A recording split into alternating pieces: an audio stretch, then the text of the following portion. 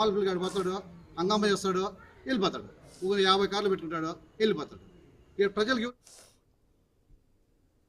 చిత్తూరు నుండి చెన్నైకి అక్రమంగా తరలిస్తున్న ఇసుక లారీలను YCP incharge Vijayananda Reddy red handed గా పట్టుకున్నారు.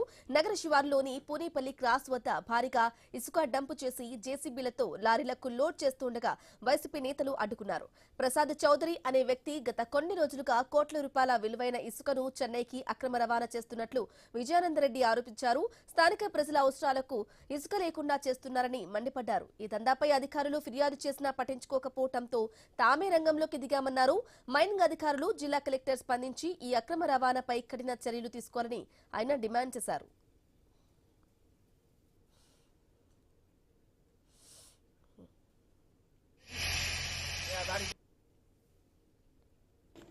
పగలపూట ట్రాక్టర్లలో ఒక జాగాలో డంప్ చేసి సాయంకాలాల్లో రోజు ఒక 20 నుంచి 25 16 టైర్ల లారీల్లో చెన్నైకి తరలిస్తున్నారు.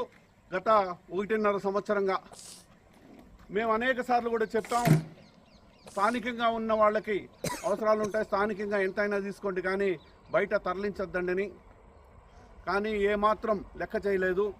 కాబట్టి ఈరోజు స్వయానా మేమే వచ్చి వీటన్నిటిని కూడా పట్టుకోవడం జరిగింది. దీని మీద వెంటనే పోలీస్ వాళ్ళు, కలెక్టర్ గారు అందరూ కూడా దీన్ని మైన్స్కు, ఎంవీఐకి, అన్ని డిపార్ట్మెంట్లకు రాసి వెహికల్ అందరినీ సీజ్ చేయాలని మేము కోరుకుంటున్నా.